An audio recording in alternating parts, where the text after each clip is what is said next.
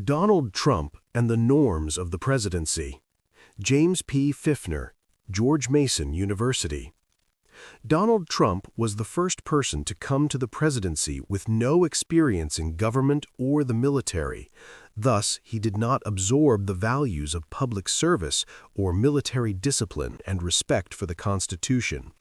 Most behavior that is considered central to the presidency is not spelled out in the Constitution, which lays out the formal authority of the presidency, the executive power, commander-in-chief power, veto power, etc.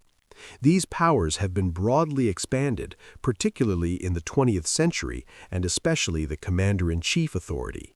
Some of Trump's breaking of presidential norms, such as undermining U.S. elections or soliciting political help from foreign states, was different in kind from the actions of previous presidents. And some of his violation of norms used the president's constitutional authority to an extent that other presidents had not, such as the political use of his commander-in-chief authority or his abuse of the pardon power. Norms include the range of acceptable behavior of social groups that are enforced by the opinions of those who are relevant to the position.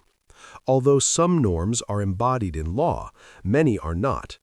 Renan describes presidential norms as the unwritten or informal rules of political behavior that provide the infrastructure that any particular president inhabits. 2018, 2189. They are the unwritten rules and conventions for democratic governance that are not specified in law, but as a matter of shared awareness. However, as Jack Goldsmith has observed of norms, they are rarely noticed until they are violated. 2017. This article will examine President Trump's flouting of the norms that have developed in the modern presidency and that are central to American democracy. We begin with common civility and other customs of the presidency, then turn to major political and civil institutions of the American polity, and conclude with Trump's unprecedented undermining of national security institutions, the military and intelligence communities. Norms of the presidency and common civility. President Trump reveled in flouting the norms of presidential behavior, which was part of his appeal to his base. He had promised to go to Washington to fight the political establishment, and as his senior advisor, Steve Bannon, said, undertake the deconstruction of the administrative state. Understanding this goal is crucial to understanding why Trump acted the way he did in office. His vision was not only to reverse the policies of Democrats, particularly President Obama, but to figuratively poke his finger in the eye of the political establishment in Washington. In his approach to his role, Trump clearly rejected Franklin Roosevelt's perspective that the presidency is preeminently a place of moral leadership, written by McCormick in 1932. It is ironic that Trump was not hypocritical. Other presidents may have behaved differently in private than they did in public, for example, Nixon's profane language or Clinton's sexual activities, but they generally acted the way Americans expected them to act in public. The hypocrite pretends to be virtuous and at least implicitly acknowledges the behavior that is expected of people in public office. But often Trump did not try to hide his racism, crude language, or greediness. They were part of his public persona and his appeal to his base. As Jack Goldsmith observed, hypocrisy is an underappreciated political virtue because it acknowledges the norms of political behavior that should prevail in a civil society. In addition to ignoring common civility, Trump differed from other modern presidents in his racism, profiting from his businesses while still in office, his lying, and his attacks on science and the government's top health officials. Campaigning and civility. From the beginning of his campaign for the presidency and continuing through 4 years, Donald Trump undermined the norms of civility in American politics. Of course, American politics have always been filled with invective, but Trump exceeded the normal give and take of campaigning politicians. In his primary campaign, he belittled his opponents, calling them names: Little Marco, Lion Ted Cruz, Low Energy Jeb, and Crooked Hillary. He particularly attacked women, calling various women horseface, nasty, fat ugly, crazed crying lowlife, dog, face of a pig, low IQ. He insulted Republican primary candidate Carly Fiorina's appearance. Can you imagine that, the face of our next president? Rather than refuting his opponent's arguments on policy, Trump engaged in ad hominem attacks, impugning their motives or insulting them rather than refuting their arguments. His bullying and attacks on both Democrats and Republicans appealed to his base. He said that Democrats were very sick and deranged people. In his campaign against Hillary Clinton, he intimated that if she won, that the Second Amendment people might have to resort to violence. Some people expected that once he became president, Trump would adapt to the office and more traditional modes of presidential behavior, but he proved them wrong. Edmund Burke had a point when he said, "Manners are of more importance than laws. In great measure, the laws depend upon them," written by Burke in 1995. Trump's unpresidential behavior was part of his appeal to his base. Trump often accused his political opponents of treason, which has a narrow meaning specified in the Constitution as giving aid and comfort to enemies of the United States or waging war against it. Among those were Chairman of the House Intelligence Committee Adam Schiff, James Comey, Andrew McCabe, and Democrats in general. Few, if any, previous presidents accused political opponents of treason, which has a narrow meaning specified in the Constitution as giving aid and comfort to enemies of the United States or waging war against it.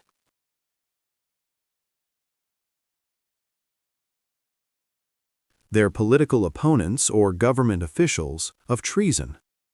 Although all presidents feel that they are not getting fair coverage by the national media, Trump was the only president to refer to the press as the lowest form of life and as the enemy of the people, a phrase redolent of authoritarian regimes. In his campaign for re-election, Trump returned to the divisive themes of his campaign of 2016 and the vision outlined in his inaugural address of American Carnage. In his address on the 2020 4th of July at Mount Rushmore, South Dakota, Trump said, "We are now in the process of defeating the radical left, the Marxists, the anarchists, the agitators, the looters. Angry mobs are trying to tear down statues of our founders, deface our most sacred memorials, and unleash a wave of violent crime in our cities." Historian Michael Beschloss noted, "Most presidents in history have understood that when they appear at a national monument, it's usually a moment to act as a unifying chief of state, not a partisan divider." Racism and xenophobia. Announcing his campaign for the presidency in 2015, Donald Trump foreshadowed his behavior in office. He accused Mexico of sending criminals to the U.S. "They're bringing drugs, they're bringing crime, they're rapists," Trump said. He referred to Latin American asylum seekers as animals and invaders. He also felt the need to undermine the legitimacy of his predecessor, Barack Obama, by saying that his election was tainted by illegal votes and that he was not born in the United States. Although previous presidents have been racist, e.g. Woodrow Wilson, and the U.S. has had eras of nativist politics, for example in the 1850s and 1920s, they were not led by presidents. Trump's verbal attacks on immigrants from the beginning of his campaign was part of what propelled him into office. He called for a total and complete shutdown of Muslims entering the United States, a promise he fulfilled when he issued a ban on travelers from 7 Muslim-majority countries from entering the United States. In August 2017, at a Unite the Right rally in Charlottesville, VA, white supremacists carrying Nazi and Confederate flags chanted "Blood and Soil" and "Jews will not replace us." In a conflict with counter-protesters, a young woman was killed when a protester drove a car into a crowd. After the incident, in a public statement, President Trump said, "There were very fine people on both sides." As a response to the violence, uniformed leaders of each of the military services issued public statements condemning the white nationalists. These unusual repudiations of a president's remarks by currently serving chiefs of the military services were unprecedented. Trump later said that the phrase "Black Lives Matter" was a symbol of hate and criticized NASCAR for abandoning use of the Confederate flag. Trump attacked 4 congresswomen of color, 3 of whom were born in the United States. Why don't they go back and help fix the totally broken and crime-infested places from which they came? In discussions with members of Congress in the Oval Office, Trump objected to protecting immigrants from El Salvador, Haiti, and African countries, which he referred to as shithole countries. Trump's policy of separating children from their asylum-seeking parents at the southern border illustrated his willingness to go to extremes to keep out asylum seekers. Seekers, Mary Stuckey contrasted Trump with other presidents. Most presidents, most of the time, understand that they continue to model the dispositions that make democracy possible, and they adhere to these norms. Stuckey, 2020. Conflict of interest and self-dealing. Trump was the first president since the Nixon era to refuse to release his tax returns, despite his promise in his campaign to release them if he was elected. "If I decide to run for office, I'll produce my tax returns, absolutely." Rogers, 2020b. Although the formal conflict of interest statute, 18 U.S.C. 208, 1962, does not apply to the president, other modern presidents have developed a norm of acting as if it did apply to them. President Eisenhower established a blind trust when he became president. Since then, it has become routine. Every president since Carter has complied with the dictates of Section 208 by establishing a blind trust or limiting investments. Rennan, 2018, 2219. Antonin Scalia, when he worked in the Justice Department, wrote, "Conflict of interest laws do not legally bind the president or vice president." Failure to observe these standards would furnish a simple basis for damaging criticism whether or not the rules technically apply. Rennan, 2018, 2221. Walter Schaub, former director of the Office of Government Ethics, observed that since the Ethics in Government Act of 1978, all presidents except Trump either established blind trusts or limited their investments to non-conflicting assets, like diversified mutual funds, which are exempt under the Conflict of Interest Law. Schaub, 2017. After attempting to guide the new Trump administration through the conflict of interest regulations, Schaub concluded that Trump's own refusal to divest his businesses had set a bad ethical tone for his nominees, and on July 1, 2017, he resigned in protest. Schaub, 2020-56. He concluded that Trump stepping back from running his business is meaningless from a conflict of interest perspective. This is not a blind trust. It's not even close. Schaub, 2017.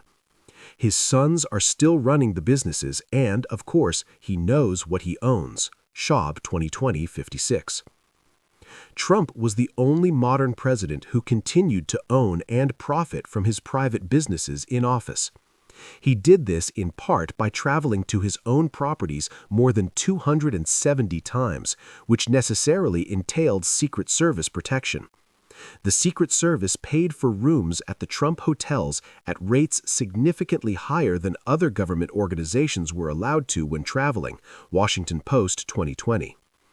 As of August 2020, charges to the U.S. government from Trump's properties totaled more than $1.1 million. Fahrenholt and Dawsey, 2020. He was in effect compelling the taxpayers to spend money that would benefit him financially. Schaub 2020-57. Trump also benefited when he and other Republicans held fundraising events at his commercial properties. That is, money that came from political contributions for Trump and Republicans was coming back to Trump's private business, more than $4 million, according to the Center for Responsive Politics 2020. Companies that benefited from government contracts also rented hotel space and event space at Trump properties. Schaub 2020.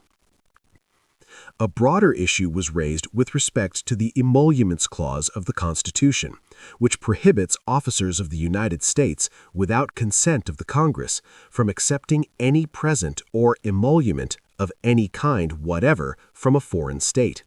Trump's businesses, particularly the Trump Hotel several blocks from the White House, benefited when foreign governments booked suites of rooms and held functions there. The Chinese government rented space in Trump Tower in New York and granted trademarks to Trump and his daughter that had been denied before he became president. Urish and Buchanan 2018, Schaub 2020-57.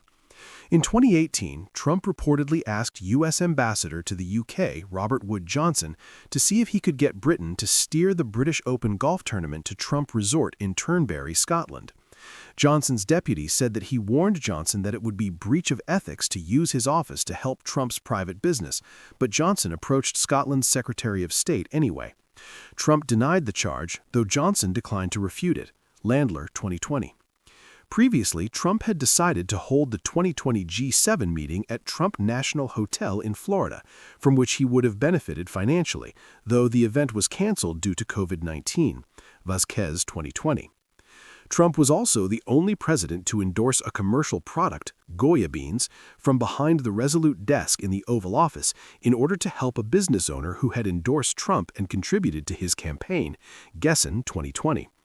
This violation of federal ethics rules was trivial, but it symbolized the disdain President Trump held for federal ethics regulations and presidential propriety.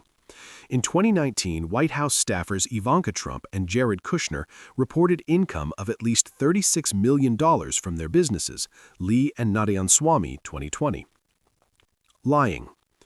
Trump's lies differed significantly from those of previous presidents. Some of his most frequent lies exaggerated his achievements in ways that were demonstrably untrue and contrary to well-known and accepted facts. For several years, Trump continued to foster the birther lie that President Obama was a Muslim and not born in the United States, leading many voters to doubt Obama's documented place of birth and thus the legitimacy of his presidency. According to the Washington Post fact-checker, Trump lied more than 20,000 times as of July 2020, Kessler et al. 2020. But even with a much more conservative set of criteria, Trump's lies exceeded those of any other modern president. Fifner 2004b 18-63 and Fifner 2019a. Some of his lies were trivial and braggadocio. For example, his claim that his photo was on the cover of Time magazine more than anyone else's, or his claim that the number of people at his inauguration was more than 1 million. White House 2017. Some of his lies were more consequential, such as his claim that thousands of Muslims in New Jersey celebrated after the World Trade Center fell, Gore 2016, or his claim that the 2017 tax cut bill was the most significant in American history, Scheer and Tankersley 2018. He regularly distorted economic facts and made exaggerated claims of his success, Fifner 2019a. When previous presidents have been caught making false statements, they have usually tried to equivocate or claim that they were technically not lying. It depends on what the meaning of is. Trump's refusal to attempt to refute charges that he was telling falsehoods, admit their inaccuracy, or attempt to wiggle out of them by equivocating demonstrated either his lack of touch with reality or his conviction that he did not have to explain himself to others. Trump's refusal to admit the truth of widely accepted facts corroded political discourse and was consistent with the practice of many authoritarian leaders. Arendt, 1958, 474. His assertions of the power to define reality were destructive to democratic governance, in part because many people believed him and were not amenable to contrary evidence. In the early months of 2020, Trump seriously misled the country about the threat of COVID-19. Science and COVID-19. Not all presidents have accepted the advice of their science advisors. President Nixon rejected science advice on the SST, supersonic transport, and President Reagan rejected science advice on national missile defense, Star Wars. In line with his populist appeal and disdain for experts, Trump often ignored scientific evidence in policymaking. He claimed that global warming was a Chinese hoax, Woodland 1919. Reports of global warming were regularly suppressed in the Environmental Protection Agency, and significant environmental protection regulations were canceled, Plumer and Davenport 2019. These policies did not differ greatly from other recent Republican presidents, but Trump's rejection of scientific evidence in the COVID-19 pandemic and his public denigration and attacks upon the government's most senior health scientists placed him well outside the scientific consensus that other presidents would have taken more seriously. Early in the outbreak, he encouraged the use of hydroxychloroquine as a possible game-changer in the search for a cure for COVID-19, despite warnings of potential danger by Dr. Anthony Fauci, director of the National Institute of Allergy and Infectious Diseases. Trump said, "I'll say it again. What do you have to lose? Take it." When the Centers for Disease Control and Prevention urged Americans to wear face masks in public, President Trump pointedly said at a White House briefing, "You can do it, you don't have to do it. I am choosing not to do it." Scheer and Kaplan 2020. He even advocated exploring the internal use of bleach, disinfectants, and ultraviolet light to counter the effects of COVID-19. Broad and Levin 2020. Trump used the precautions that the federal government and states encouraged to limit the spread of the disease as a wedge in the culture wars in his campaign for re-election in 2020. When protesters, some of them armed, gathered in 3 state capitals to protest restrictions on businesses, Trump supported them by tweeting, "Liberate Minnesota, liberate Michigan, liberate Virginia." The states had Democratic governors. Associated Press 2020.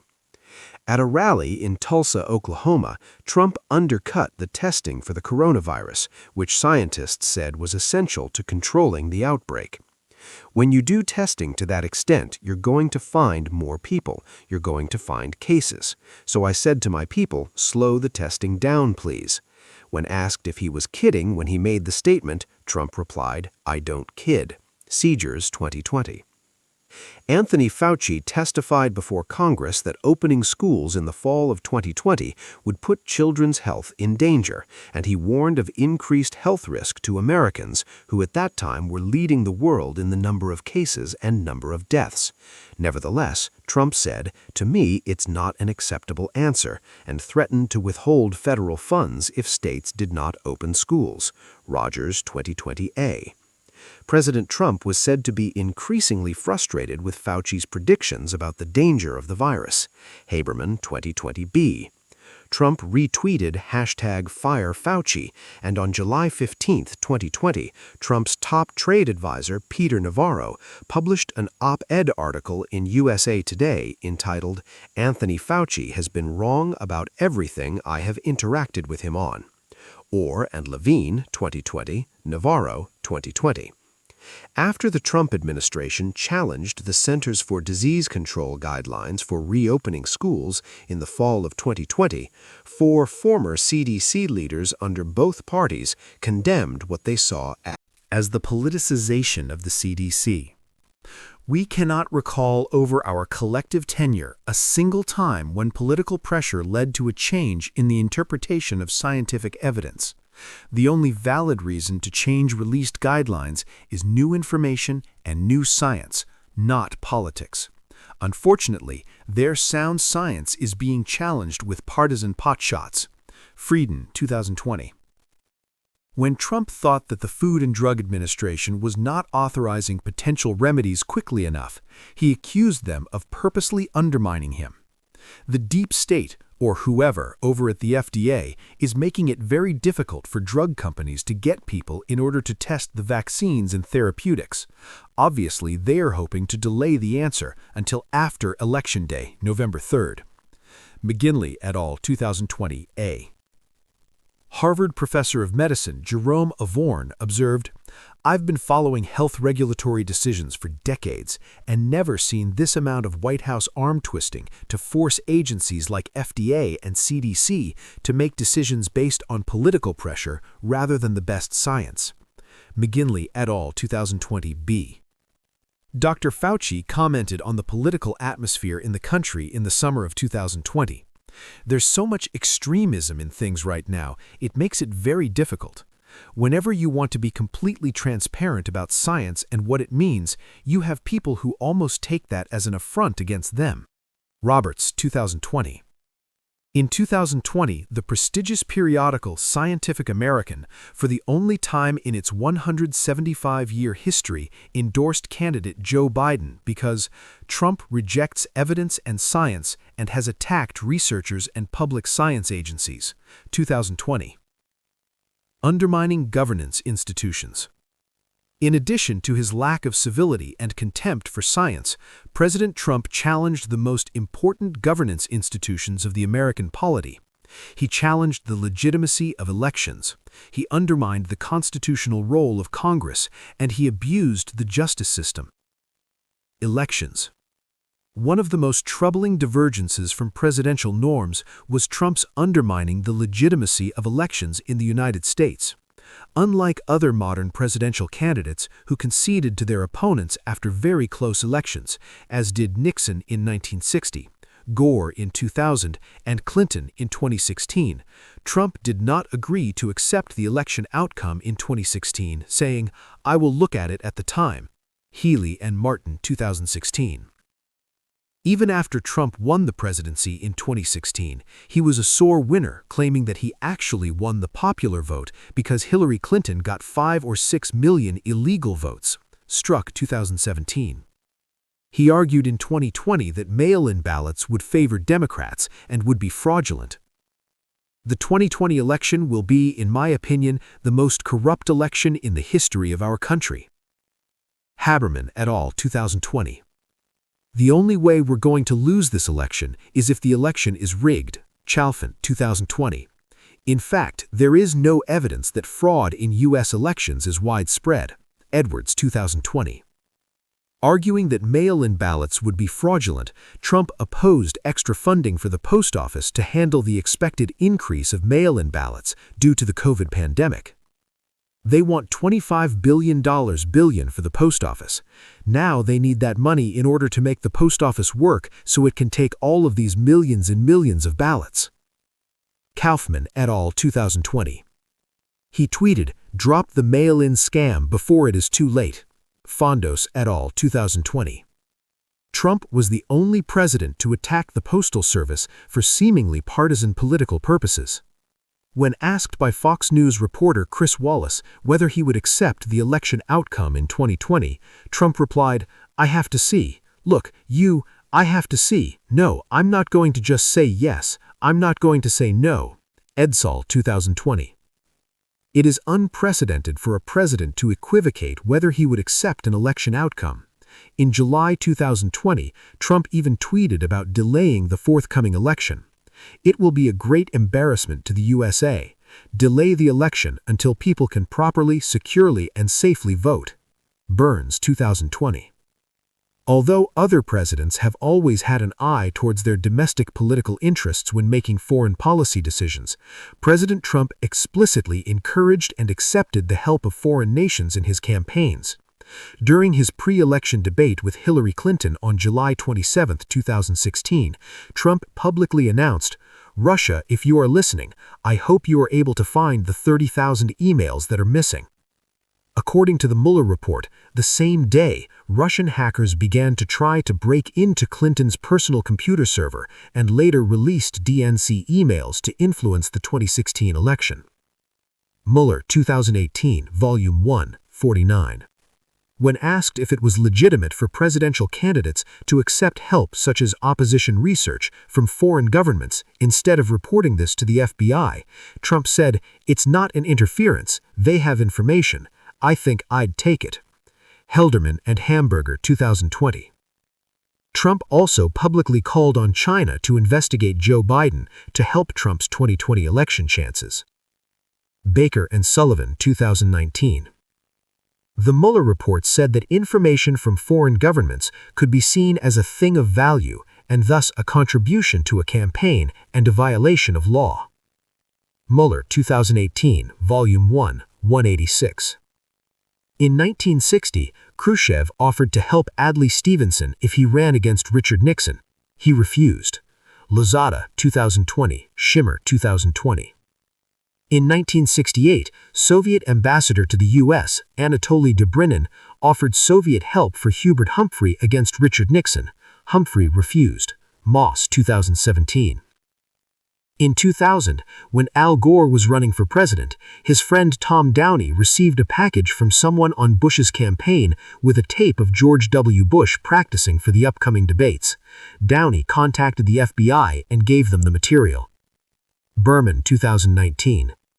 In 1992, Bush was approached by members of Congress to ask Russia to get information on Bill Clinton's visit to Moscow as a student. James Baker reported, "We absolutely could not do that." Baker, 2019, Bolton, 468. When Trump was negotiating with President Xi Jinping of China about trade, China expressed concerns about ZTE, a telecommunications company that was convicted of violating sanctions on North Korea and Iran. President Trump offered to help and had the Department of Justice decrease the penalties. Bolton, 291. In another call to Xi, according to Bolton, Trump stunningly turned the conversation to the coming U.S. presidential election, alluding to China's economic capability to affect the ongoing campaigns, pleading with Xi to ensure he'd win. He stressed the importance of farmers and increased Chinese purchases of soybeans and wheat in the electoral outcome. Bolton, 2020, 301. Helderman and Hamburger, 2020. Congress. In a pre-election meeting with Republican members of Congress, Trump was asked about his support for Article 1 of the Constitution. Any other presidential candidate in the modern era would have understood that a presidential candidate should pay at least lip service to the precedents of Congress in the Constitution. Trump's response was revealing. Exhibiting his ignorance of the Constitution, he replied, "I want to protect Article 1, I'll stand up for Article 2, Article 12, go down the list." Barrett, 2016, Hughes, 2016. The Constitution has 7 articles. More substantively, the power of the purse and the power to investigate are central to the constitutional role of Congress. Trump threatened these 2 powers of Congress and undermined the impeachment process. The spending power. The power of the purse stems from the authority of Congress to lay and collect taxes, and the provision that no money shall be drawn from the Treasury but in consequence of appropriations made by law. Trump, however, insisted that his campaign promises to build a wall with Mexico outweighed constitutional restrictions on presidential spending. Despite congressional rejection of his request for more funds for the wall, in the spring of 2020, Trump announced that he would reprogram $2.5 billion from several Defense Department appropriations for other purposes to construct his wall. 2 courts of appeal ruled that he had exceeded his authority in taking money appropriated for one purpose and using it to fund a completely different purpose. Fisher 2020A, McCord 2019. Trump ignored the decisions and continued to use the funds to construct the wall. Although disputes about congressional appropriations for specific policy purposes are common with all presidents, Trump went beyond previous assertions of presidential control over spending. After President Nixon refused to spend billions of dollars authorized by Congress, Congress passed the Congressional Budget and Impoundment Control Act of 1974. The act provided that presidents, unless they request that funds be deferred or rescinded, must expend funds appropriated by law. That is, the president could not in effect exercise an item veto by refusing to spend money on programs required by law. Since 1974, except for Trump, presidents have generally kept within the bounds of the law. Nevertheless, in the summer of 2019, President Trump notified the Defense Department that $391 million appropriated for military aid to Ukraine to resist Russian incursions be withheld unless President Zelensky announced an investigation into Joe Biden, his likely opponent for 2020. The Department of Defense confirmed that the funding had cleared all of the national security requirements for release, but Trump refused to release the aid. In the fall of 2019, the House of Representatives impeached the president for seeking political campaign assistance from a foreign government. In addition to seeking campaign help from a foreign country, Trump's withholding of funds constituted a breach of the Impoundment Control Act, GAO 2018. Under bipartisan pressure, the funds were eventually released, partially in the following fiscal year. Trump also impinged on the authority of Congress when he issued memoranda purporting to provide federal money to extend employment benefits when Congress would not, and suspending the collection of payroll taxes. These memoranda were carefully constructed and probably technically legal, but they violated the spirit of separation of powers. Levin and White, 2020. Rudalevich, 2020. The power to investigate. It has long been established that the authority to investigate is necessarily implied in the constitutional grant of all legislative powers to Congress as long as there is a valid legislative purpose. Carrad, 2019. Every modern president has struggled with Congress over the limits of how far that power reaches, but presidents and Congress have generally come to some compromise and accommodation on the limits of any specific investigation. Trump, however, pushed his assertion of authority to refuse to cooperate with Congress beyond previous presidents. The framers of the Constitution expected that the separate branches of government would balance each other because ambition must be made to counteract ambition. They thought that Congress would defend its own prerogatives and rein in an overreaching executive. If the president abused his power, the Constitution provided a final backstop by giving the House the power to impeach and the Senate the authority to remove the president from office. James Madison argued that some provision be made for defending the community against the incapacity, negligence, or perfidy of the chief magistrate. Farrand, 1911. In Federalist 65, Hamilton said, offenses which proceed from the misconduct of public men, or in other words, from the abuse or violation of some public trust, would lead to impeachment and removal. During the Constitutional Convention, impeachment was seen as an extreme remedy for a president who abused his power. But if Congress is conducting an impeachment inquiry, it must gather evidence to judge whether the president has egregiously abused his authority. The evidence which it must collect is often in the executive branch. If Congress cannot subpoena witnesses and materials, it cannot adequately judge whether the president should be impeached. Thus, when the House opened an impeachment investigation against President Trump in 2019, it subpoenaed witnesses who had evidence about potential violations of law or abuses of power by the president. But Trump completely refused to allow executive branch officials. This categorical refusal to comply with congressional subpoenas is unprecedented. Bowman, 2020. The House responded to Trump's actions by impeaching him for abuse of power, Article 1, by soliciting the interference of a foreign government, Ukraine, in the 2020 United States presidential election, and obstruction of Congress for his categorical and indiscriminate defiance of subpoenas issued by the House, Article 2. The Senate refused to hear witnesses and, voting along party lines, save for one, decided not to remove the president. What the framers did not foresee was the development of political parties and the polarization of Congress in the late 20th and early 21st century. Thus, if one house of Congress is held by the president's party and the Trump precedent holds, it is unlikely that future presidents could be impeached and removed. If future presidents decide that they can spend money from the Treasury that has not been appropriated by Congress and refuse to spend money on programs they disagree with, they will be able to usurp the most important power of Congress, the power of the purse. And if they decide to refuse to comply with congressional subpoenas, they may be able to thwart the final check on an abusive president, impeachment and removal from office. The justice system. The function of law enforcement is inherently an executive branch function, and there are no formal laws that forbid the president from intervening in particular investigatory or prosecutorial cases. But the norm of Justice Department independence from the White House political pressure had been strong since the abuses of the Nixon administration in the Watergate break-in, political sabotage, and the Saturday Night Massacre. In addition to the Nixon abuses, presidents from Roosevelt through Nixon occasionally used the FBI to gather intelligence on their political opponents and saw the Justice Department as protecting them politically.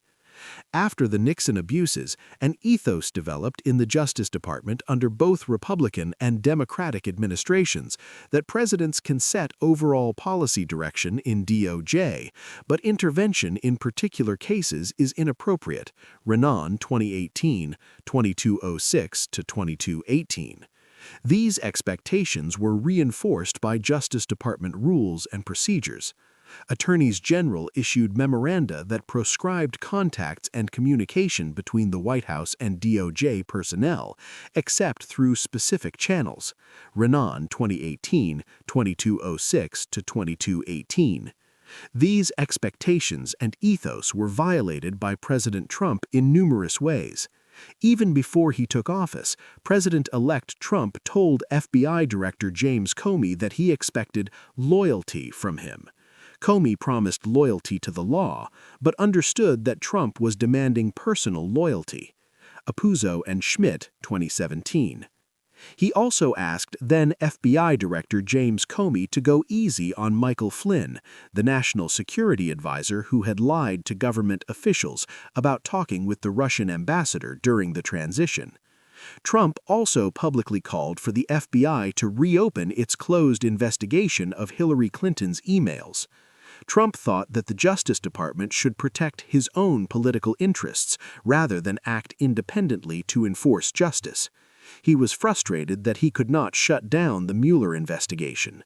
Trump famously declared, "I have absolute right to do what I want to do with the Justice Department." CBS News 2017. When the FBI was conducting an investigation of possible cooperation between the Trump campaign and Russia, Attorney General Jeff Sessions, acting on Justice Department guidelines, recused himself from the investigation because he might be implicated in a potential crime. As the investigation of possible cooperation continued in the spring of 2017, Trump expressed frustration with Attorney General Sessions for recusing himself and not firing FBI Director Comey. He publicly criticized Sessions and asked several members of his White House staff to get Sessions to resign, though they refused. Mueller, Volume 2, 5, 7, 89, 117-119. Finally, in May 2017, Trump fired Comey, and Acting Attorney General Rothenstein appointed Mueller to conduct the investigation of the Trump campaign. It was an extraordinarily unusual situation to have a president fire the FBI director, then publicly rebuke and impugn the integrity of his appointed leadership of the Department of Justice, including his Attorney General, his deputy's appointee, Mr. Mueller, as well as the acting director of the FBI, Andrew McCabe. After Rex Tillerson had left the administration, he recalled, "So often the president would say, 'Here's what I want to do and here's how I want to do it,' and I would have to say to him, 'Mr. President, I understand what you want to do, but you can't do it that way. It violated the law.'" The Justice Department prosecuted Trump's national security advisor, Michael Flynn, for lying to the FBI about his communications with the Russian Foreign Minister, Sergei Kislyak, during the transition. In December 2019, Flynn pled guilty to 2 counts of lying. As part of a plea deal, DOJ agreed to ask for a minimum sentence and not prosecute Flynn for lobbying for Turkey without registering. After public support from President Trump in June of 2020, before Flynn was to be sentenced, William Barr reversed the DOJ indictment and supported Flynn's lawyers' appeal to drop the charges against Flynn. It was virtually unprecedented for the Justice Department to withdraw an indictment after a person had pled guilty. Mazzetti et al., 2020. Pardons. The framers of the Constitution put the pardon power into the Constitution to allow the president to exercise mercy, to right an injustice, or to quell an insurrection or rebellion. Hamilton, Federalist 65. There is no doubt that President Trump had the constitutional authority to grant pardons and clemency, but many of the pardons in his first 4 years in office were different from the practice of previous presidents. Although other presidents have granted pardons in questionable cases, the pardons have often come at the end of their terms. Example, H.W. Bush pardoning Casper. Slow asylum seekers at the Mexican border. Trump told DHS Secretary Kirstjen Nielsen to stop people at the border. When she told him that it would violate the law, Trump replied, "Then we'll pardon them." Trump told subordinates that they should take the land at the border in order to complete his wall with Mexico. In a meeting, when he was told that some of his orders were illegal, he responded, "Don't worry, I'll pardon you." Trump tried to protect himself from potentially harmful testimony regarding the Mueller investigation by dangling pardons. As Robert Mueller reported, Michael Cohen discussed pardons with the president's personal counsel, and Trump used inducements in the form of positive messages in an effort to get Cohen not to cooperate, and then turned to attacks and intimidation to deter the provision of information or undermine Cohen's credibility once Cohen began cooperating. This was an improper use of the pardon power, as the Mueller report explained, because it includes the offer or promise of a pardon to induce a person to testify falsely or not to testify at all. The president also dangled a pardon to Paul Manafort. As special counsel Mueller reported, the president and his personal counsel made repeated statements suggesting that a pardon was a possibility for Manafort, while also making it clear that the president did not want Manafort to flip and cooperate with the government. Mueller 1919, Volume 2, page 131. Manafort was convicted of financial fraud and lobbying violations in Ukraine and was sentenced to 7.5 years. The pardons dangled to Cohen and Manafort were abuses of the office of the presidency because they encouraged people to commit a crime, providing false testimony in the future. In December 2019, Trump's friend and political operative Roger Stone was convicted of 7 felonies, including witness tampering, obstruction of justice, and lying to federal officials about his connections with WikiLeaks. In accord with Justice Department guidelines, career prosecutors recommended a sentence of 7 to 10 years. Trump publicly criticized the judge who sentenced Stone and signaled that he would likely pardon Stone. Roger was a victim of a corrupt and illegal witch hunt. He can sleep well at night. Cannot allow this miscarriage of justice. Stone admitted the effectiveness of Trump's pardon dangle. I had 29 or 30 conversations with Trump during the campaign period. He knows I was under enormous pressure to turn on him. It would have eased my situation considerably, but I didn't. They wanted me to play Judas. I refused. After Trump's tweet, political appointees at DOJ submitted a memo arguing that the recommended sentence be considerably more lenient. Because of the perceived political interference with the normal course of justice, 4 career prosecutors withdrew from the case in protest. Stone was then sentenced to 40 months in prison. The judge in Stone's case, Amy Berman Jackson, said he was not prosecuted, as some have complained, for standing up for the president. He was prosecuted for covering up for the president. Shortly before Stone was required to report to prison in July 2020, President Trump commuted his sentence, saying that Stone was convicted on process-based charges based on the Russia hoax, which was a witch hunt.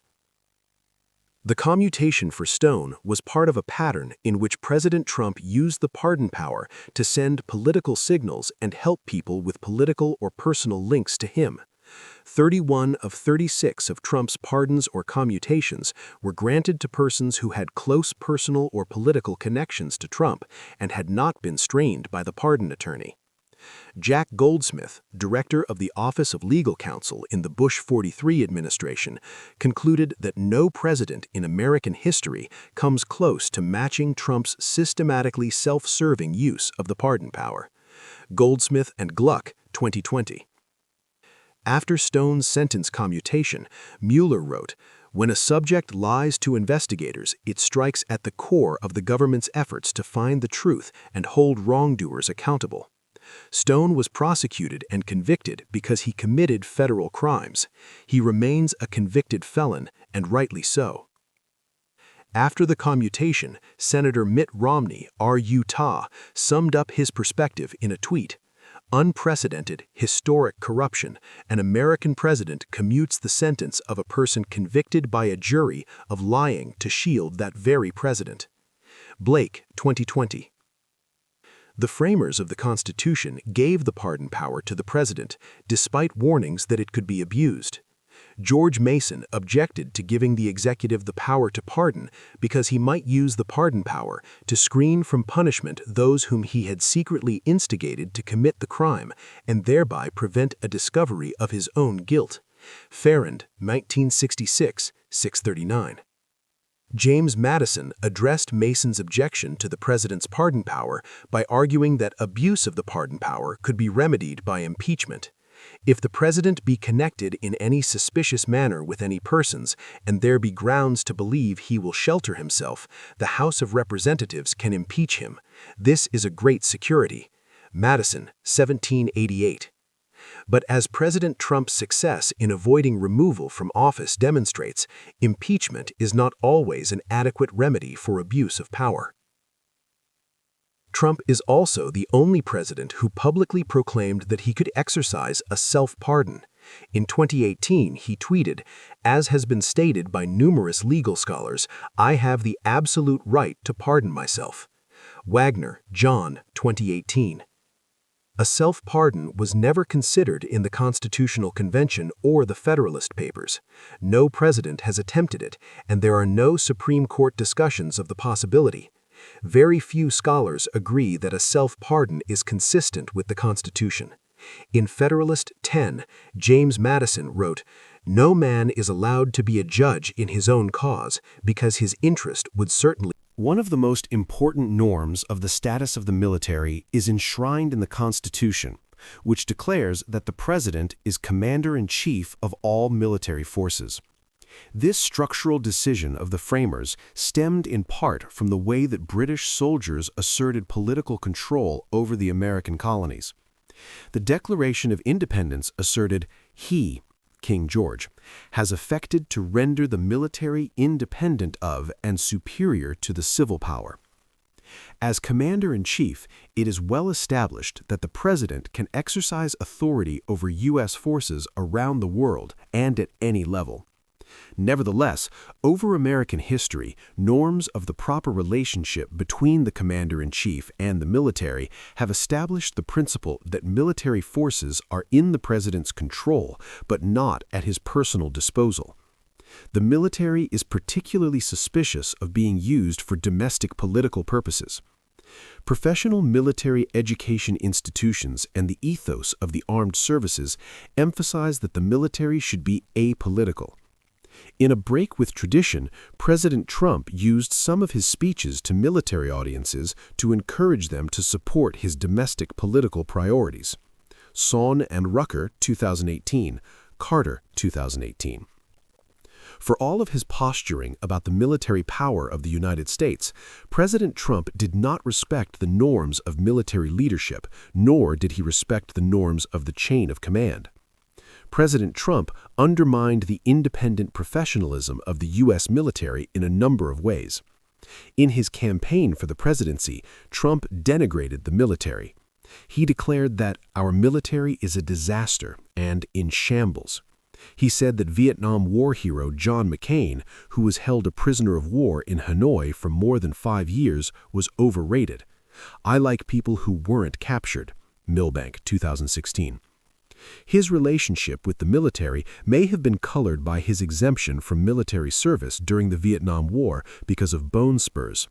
He told Howard Stern in February 2016 that his personal Vietnam was avoiding getting a sexually transmitted disease. Etter and Phillips, 2016, Milbank, 2016. But once in office, Trump reveled in the strength of the military. speaking of "my generals" and bragging about the destructive power of his nuclear button. He declared, "There's nobody bigger or better at the military than I am.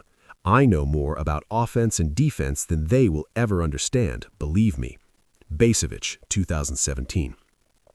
For July 4th celebrations in 2019, despite the reluctance of military leaders to use the holiday for political purposes, Trump insisted that the annual parade demonstrate a show of military force. Scheer et al., 2019.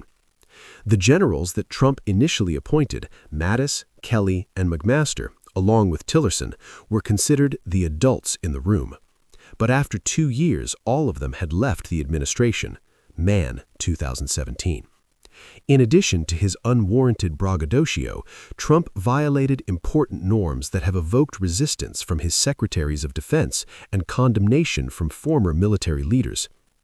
Trump demonstrated his attitude toward his secretaries of state and defense, as well as the most senior leadership of the U.S. military, in his meeting with them in July 2017. The meeting took place in the Tank, the most secure room in the Pentagon, reserved for military decisions of the highest order. After Tillerson and Mattis briefed Trump on the status of U.S. forces around the world, Trump complained that our allies had not been paying the United States for our soldiers stationed overseas. He lashed out at the top civilian and military leaders. "You're all losers. You don't know how to win anymore. I wouldn't go to war with you people. You're a bunch of dopes and babies." No commander-in-chief had ever spoken to his top national security appointees in that manner. Lenning and Rucker, 2020. Later, Trump was quoted as calling soldiers who had died in their service suckers and losers, and saying, "My fucking generals are a bunch of pussies." Goldberg, 2020. Woodward, 2020. Haberman, 2020. Reacting to the press coverage of the Woodward book, Trump attacked the integrity and judgment of his top military leaders. "The top people in the Pentagon, they fight wars so all of those wonderful companies that make the bombs and make the planes and make everything else stay happy." Woodward, 2020. Sanger et al., 2020. Using military forces in domestic politics. There is a strong norm that the U.S. military should not be used within the United States except in exceptional circumstances. Although the president can use regular military troops domestically in the United States, several laws, including the Insurrection Act of 1707 and the Posse Comita Act, limit the circumstances in which he can do so. Trump has undermined this norm a number of times. He sent military troops to the U.S. border with Mexico, though they did not engage directly in border enforcement. Most striking, however, was Trump's decision to have Lafayette Square, in front of the White House, cleared of demonstrators who were protesting the killing of African-American George Floyd by a white policeman who kneeled on his neck for more than 8 minutes.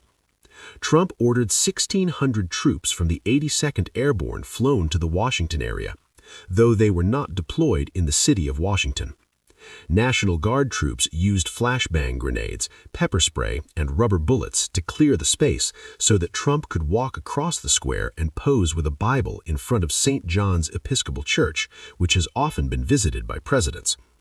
Trump also threatened to confront protesters with thousands and thousands of heavily armed soldiers, military personnel, and law enforcement officers. Starr, 2020. Trump was accompanied on his walk to the church by Chairman of the Joint Chiefs, General Mark A. Milley, in his combat military uniform, and Secretary of Defense Mark Esper. Milley later apologized for his participation, saying, "I should not have been there." Defense Secretary Esper also said he was against using military troops in domestic situations, except in the most urgent and dire of situations. Cooper, 2020a. This episode and others have led former national security officials to break the long-standing norm of not publicly criticizing the commander-in-chief. Immediately after the killing of George Floyd, proposals were made to rename military bases that were named after Confederate generals. Former Secretary of Defense Robert Gates agreed, saying that the bases named after Confederates represented the dark side of our history.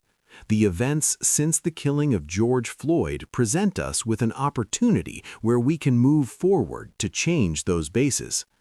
Baker, 2020, A. Top military leaders in the Pentagon were favorable to the proposals, but President Trump decided against it. Petraeus, 2020. Carefully evading Trump's wishes, Defense Secretary Mark Esper issued guidelines specifying the types of flags that could be displayed in military installations, which would exclude the Confederate flag. Cooper, 2020, B. That such an entrenched norm was broken by former military leaders demonstrates how dangerous they thought that Trump was for the United States. Hansen, 2020.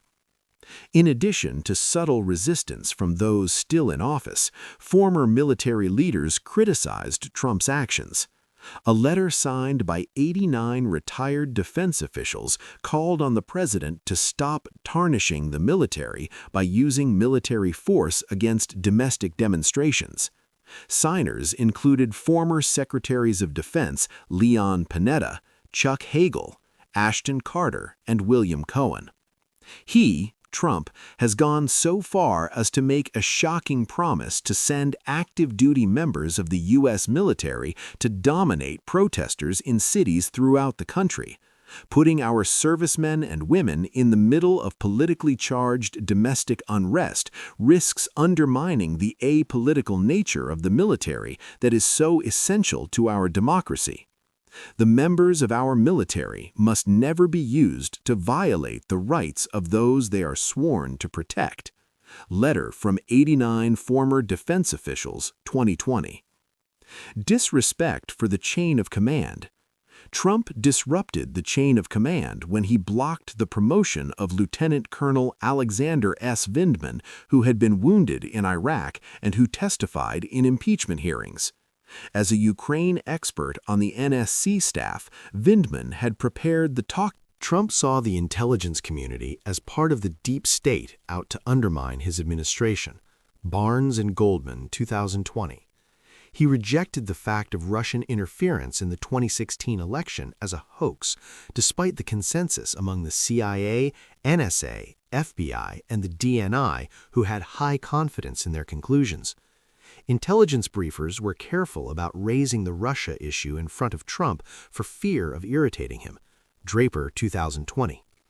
Trump's Director of National Intelligence, Dan Coats, said, "We have been clear in our assessments of Russian meddling in the 2016 election and their ongoing, pervasive efforts to undermine our democracy, and we will continue to provide unvarnished and objective intelligence in support of our national security." Diamond, 2018.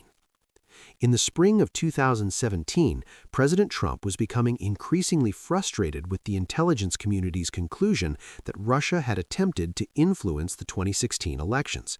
He asked Director of National Intelligence Dan Coats and National Security Agency Director Mike Rogers to help him politically by stating publicly that there was not any collusion between the Trump campaign and Russia. Road, 2020A. He also asked FBI Director Comey to deny publicly that Trump was personally under investigation for possible collusion. All three declined to do what the president asked. Comey and Rogers also contradicted Trump's assertion in March 2017 that the White House had tapped phones in Trump Tower during the campaign. Thrush and Haberman, 2017. Trump's ignorance of history and geography and his willful ignorance when intelligence findings contradicted his personal view of the world alarmed his intelligence briefers. There was a danger that intelligence officials might censor themselves from presenting information that might upset Trump. Walcott, 2019. When confronted with information that did not fit his worldview, the president often discounted the underlying information rather than disagreeing with the conclusions. "My gut tells me more sometimes than anybody else's brain can ever tell me." Miller, 2019b. In contrast to previous presidents who regularly paid close attention to oral and written briefings, Trump often turned briefing sessions into monologues about conspiracy theories. Barnes and Goldman, 2020, Whipple, 2020a. Trump's intelligence briefers were frustrated that Trump rarely, if ever, read the President's Daily Brief, PDB, and they tried to catch his attention with simplified bullet points and visual images. In his fourth year in office, Trump usually took intelligence briefings only 2 days a week and often talked more than the briefers about various subjects irrelevant to the intelligence topics. Bolton 2020-224, Miller 2019-B, Draper 2020. President Trump's trust in Russian President Vladimir Putin seemed to be greater than his trust in his own intelligence agencies. In July 2017, when intelligence reports indicated that North Korea had test-fired an intercontinental ballistic missile, Trump dismissed the report as a hoax because Vladimir Putin had told him that the report was not true. Miller 2019-A. In July 2018, Trump met for 2 hours personally with Putin in Helsinki with no one present but their interpreters.